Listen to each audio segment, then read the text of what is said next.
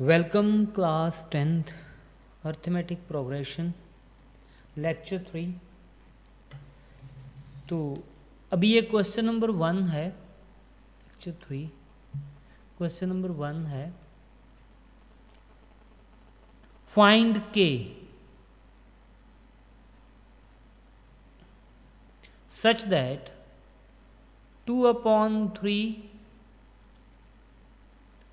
comma k and 5/8k, 3 consecutive terms in AP, 3 consecutive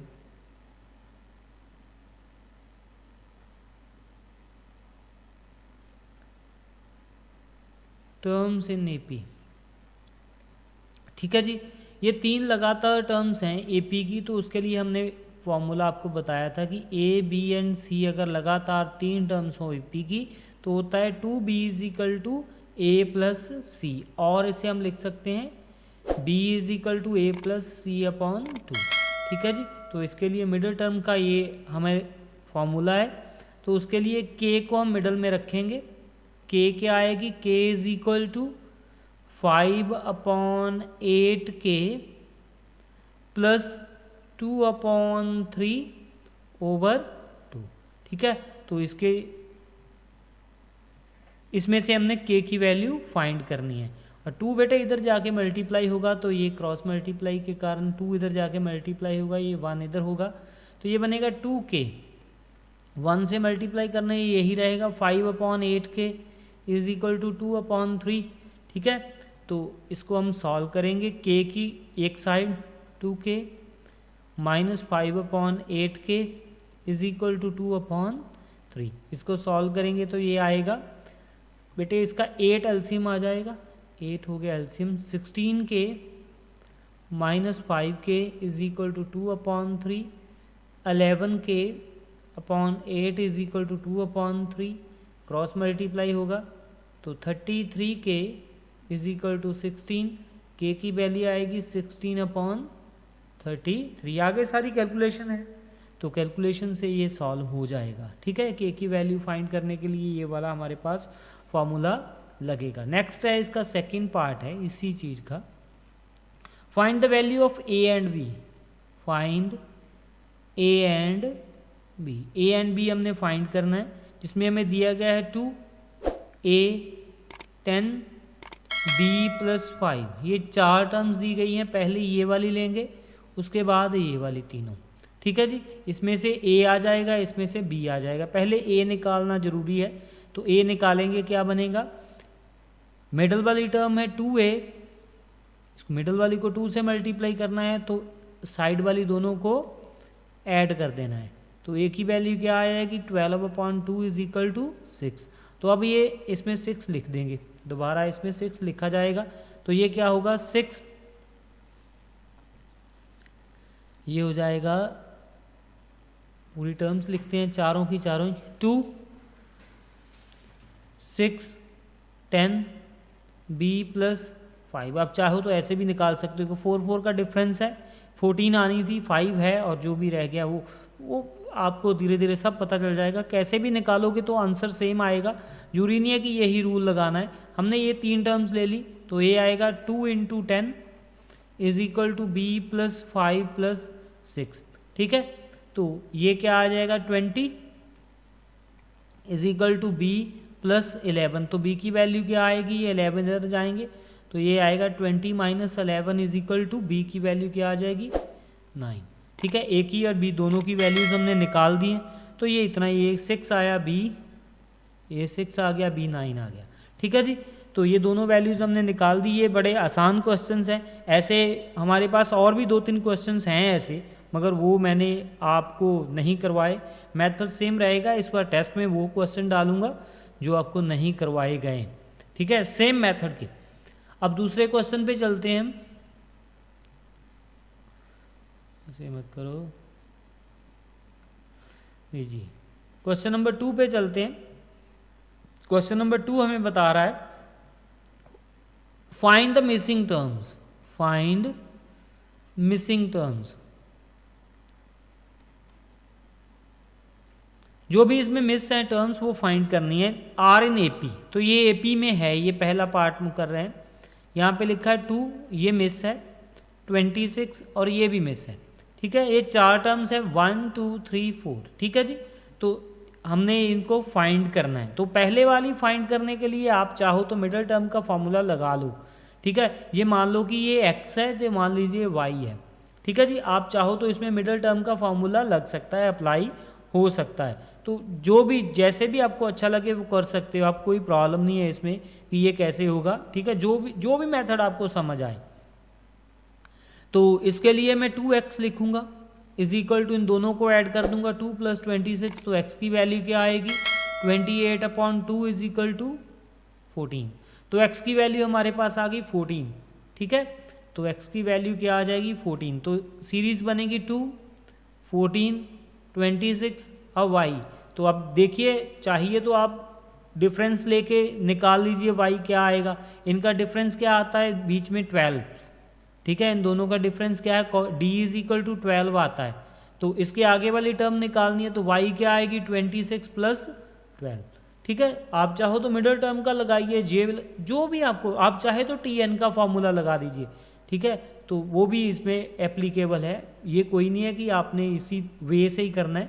38 इसका आ जाएगा। अगर tn का लगाना चाहो ना, T4 1 2 3 4 tn लास्ट टर्म लगाओ, tn लगाओ, जो भी T4 लगाओगे तो क्या आएगा a + n - n means 4 - 1 × d। T4 लिखा ना, तो यहाँ पे n नहीं लिखेंगे, फिर हम 4 ही लिखेंगे, n की प्लेस को हमने 4 कर दिया है। a की वैल्यू हमारे पास कितनी है, अब देखिए मैं और बता रहा हूँ, ये नहीं है कि आपने दोनों ही करने हैं। तो इसके मेथड तो जो भी आप चाहो लगा सकते हो, मुझे कोई इतराज़ नहीं है, किसी को भी नहीं है। इवन 3 12।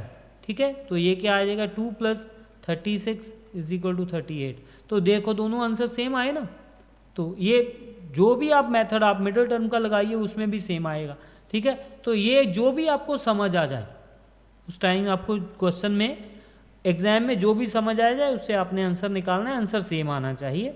तो ये कोई ऐसी बहुत बड़ी बात इसमें नहीं है कि ये नहीं होगा, आप कर लोगे। सेकंड पार्ट है इसका, पहला 5, फिर मिसिंग, फिर मिसिंग, फिर 19/2।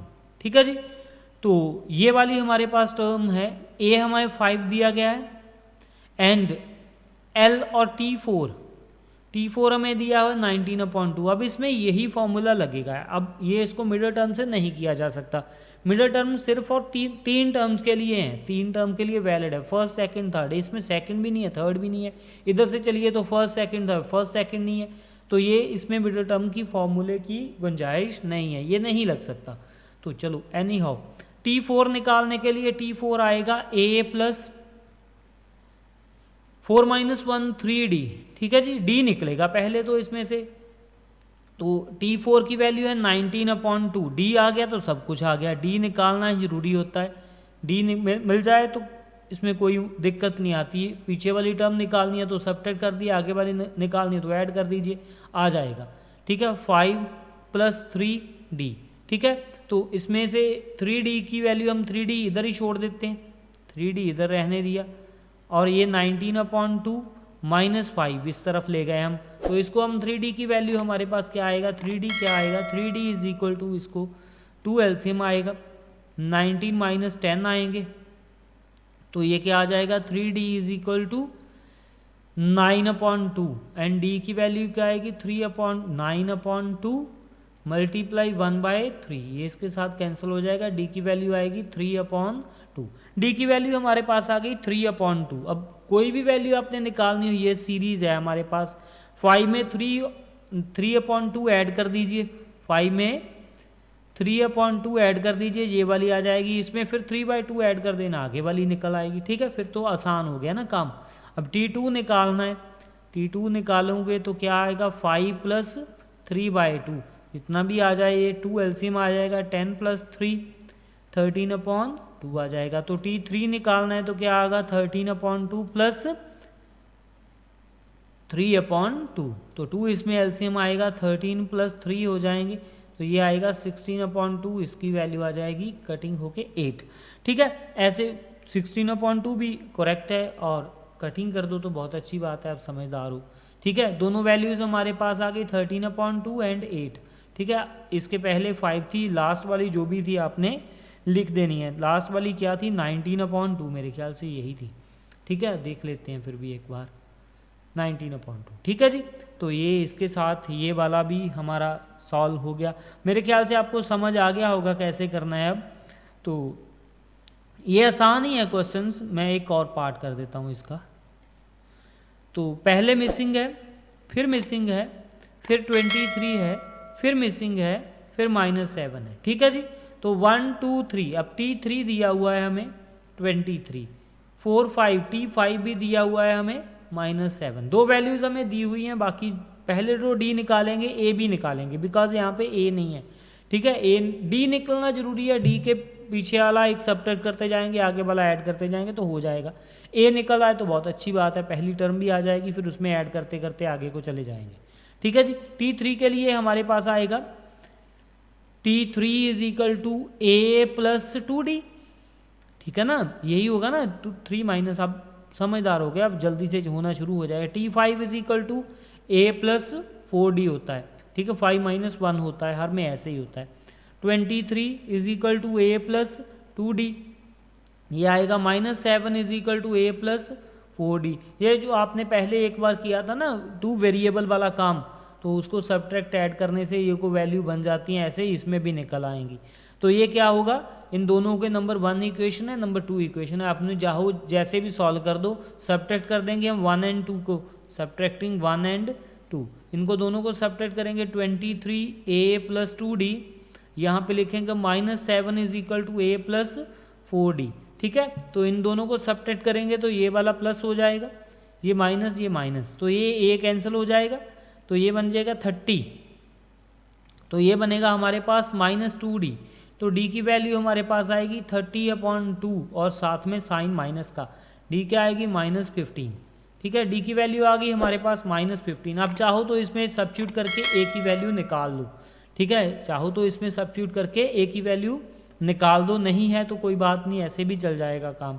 मैं नंबर 1 में सब्स्टिट्यूट कर रहा हूँ, पुट D = -15 इन नंबर 1। इक्वेशन नंबर 1 में सब्स्टिट्यूट कर रहा हूँ, 23 = A + 2 × -15।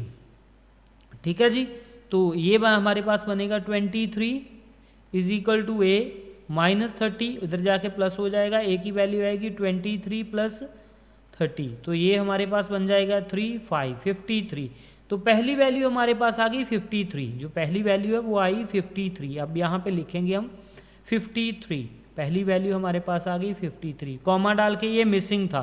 और कॉमन डिफरेंस हमारे पास क्या है, -15, इसमें से -15, मान लो 53 में से -15 ऐड करने होते हैं तो ऑलरेडी साइन माइनस का, इसलिए सब्ट्रैक्ट हो गए। 13 में से 8, 4 में से 3, ठीक है, ये बन गए 38। अब 38 में से 15 सब्ट्रैक्ट करते हैं तो देखिए कितना बनेगा, जो भी हमारे पास वैल्यू है, थर्ड वाला जो नंबर दिया गया वो बनना चाहिए। तो ये आ गया 3, ये आ गया 23। अब 23 ऑटोमेटिकली बन गया है, 23 दिया हुआ था मगर फिर भी बन रहा है। तो इसमें से 15 सब्ट्रैक्ट करेंगे, 23 में से 15 सब्ट्रैक्ट करेंगे तो जो भी बनेगा, 13 में से 8, ठीक है जी, तो ये बन गया हमारे पास 8, यहाँ पे आएगा 8। उसके बाद मिसिंग एक और है, ठीक है, वो इसमें से 15 और सब्ट्रैक्ट करेंगे। ठीक है, तो 15 वो माइनस का आ जाएगा ना, 15 माइनस, इसमें से -15 करेंगे तो माइनस वाला बड़ा है तो 7 आ जाएगा, तो -7 ऑलरेडी हमें बना के दिया गया है। ठीक है,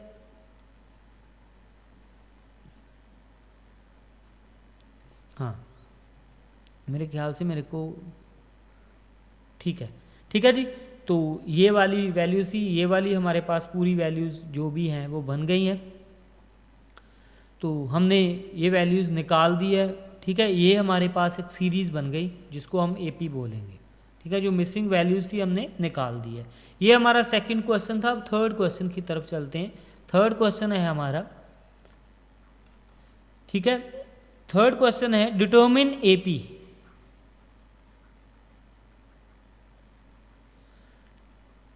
and AP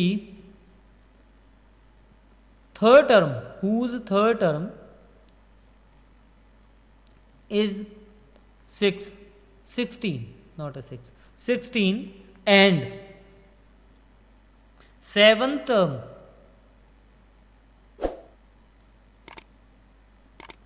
is 24। ये बहुत इंपॉर्टेंट क्वेश्चन है, ऐसा क्वेश्चन पेपर में एग्जाम में आता है। अब देखिए T3 लिखेंगे इसको 16, इधर मैं लिख दूंगा T7 इज इक्वल टू 24। आपके पास भी कॉपी होगी, 2 पेजेस में आपने ऐसे लिखना है। T3 निकालने का क्या फॉर्मूला आता है, A plus 2D is equal to 16। इसका क्या आएगा, A plus 5D is equal to 6D is equal to 24। ठीक है, ये formula A plus n minus 1 into d, n की वैल्यू 3 है तो 2 आ जाएगा, एन की वैल्यू 7 है तो 6 आएगा। इन दोनों इक्वेशन को ही पहले की तरह हमने सब्ट्रैक्ट करना है जो पहले किया था। A plus 6D is equal to 24, A plus 2D is equal to 16, इनको सब्ट्रैक्ट कर देंगे हम। सब्ट्रैक्टिंग की और ये हमारे पास साइन चेंज हुए, ये माइनस ये माइनस ये माइनस, तो A वाला तो बेटे कैंसिल हो गया। अब ये बना 4D इज इक्वल टू 14 में से 6 8। ठीक है जी, तो D की वैल्यू हमारे पास आ गई 8/4 इज इक्वल टू 2। तो D की वैल्यू हमारे पास 2 आ गई, तो D की वैल्यू सब्स्टिट्यूट कर देंगे इक्वेशन नंबर 1 में, तो वहां से निकालेंगे हम A plus 6D is equal to 24, A plus 6D is equal to 24। D की वैल्यू मैंने सब्स्टिट्यूट कर दी है। ठीक है, पोटेन नंबर 1, तो नंबर 1 में इसको सब्स्टिट्यूट करने के बाद ये हमारे पास A की वैल्यू आएगी, जो भी आ जाए हमने लिख देनी है। ठीक है, A की वैल्यू हमारे पास क्या आएगी, यहाँ पे प्लस है। ठीक है, A की वैल्यू हमारे पास आएगी 24 माइनस 12, तो ये बनेगा A is equal to 12। A की वैल्यू हमारे पास 12 आ गई और D की वैल्यू हमारे पास, A हमारे पास 12 आ गया, D हमारे पास 2 आ गया।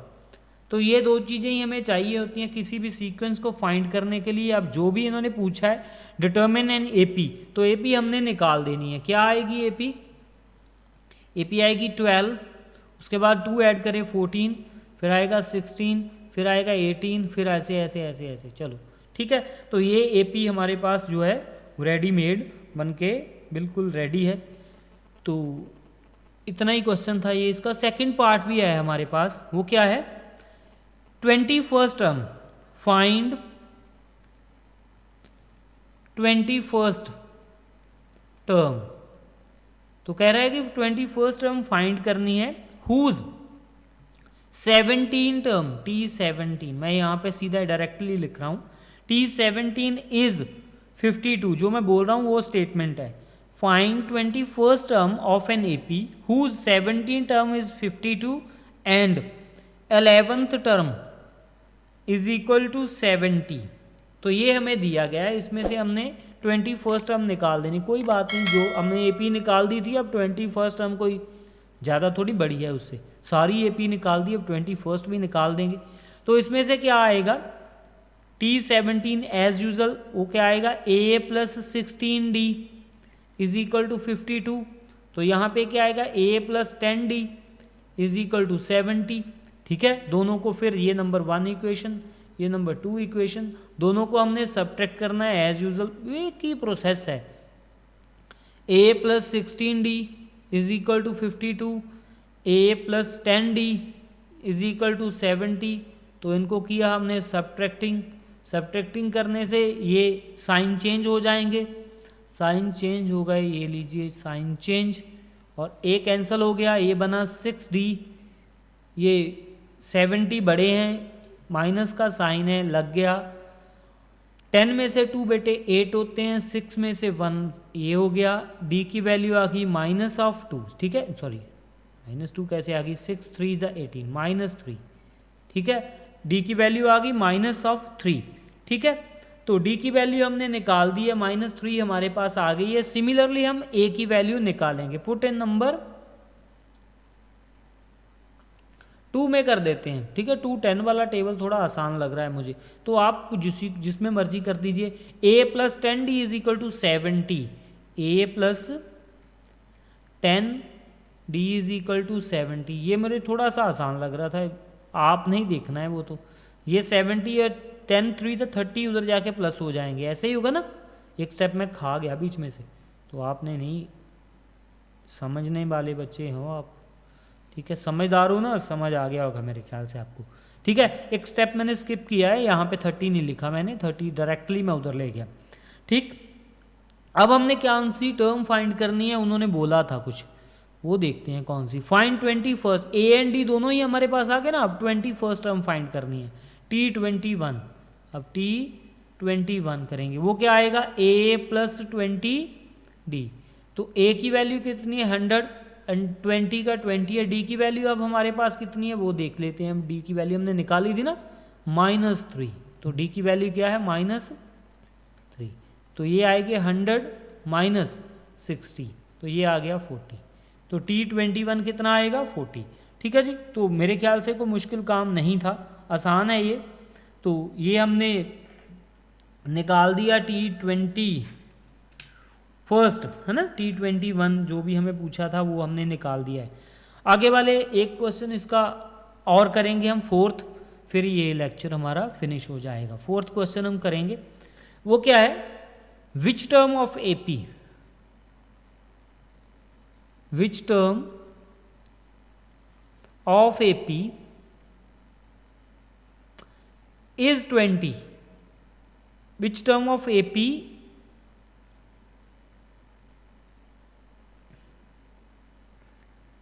which term of, ऐसे इज नहीं लिखा, which term of AP, कौन सी AP है, 20,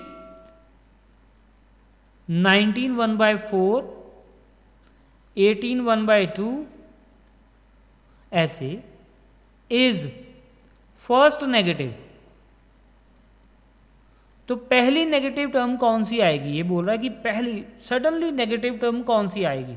ठीक है, नेगेटिव टर्म कौन सी आएगी, जब ये 0 से छोटा हो जाएगा। कोई बात नहीं, कर देंगे इसे 0 से छोटा भी, पहले तो AP सही करके लिखें, वो बात है। 20, 19 4 द +1 करना है उसमें, 19 4 × 1 जो भी हमारे पास आएगा।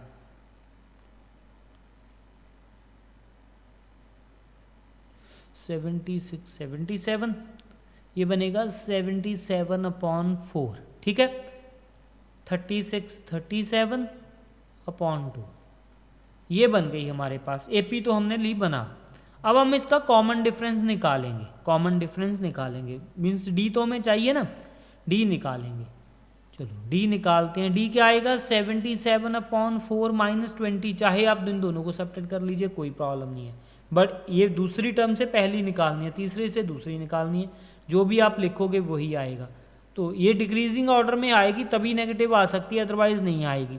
तो डिक्रीजिंग ऑर्डर में होगा, D की वैल्यू नेगेटिव आएगी, ये 100% श्योर है। 77 - 80, तो ये आ गया -3/4। D की वैल्यू आ गई हमारे पास -3/4। हमें क्या चाहिए, हमें चाहिए कि 0 से छोटी हो जाए, इमीडिएटली 0 से छोटी हो जाए, बस इतनी हमें चाहिए, और कुछ नहीं चाहिए हमें।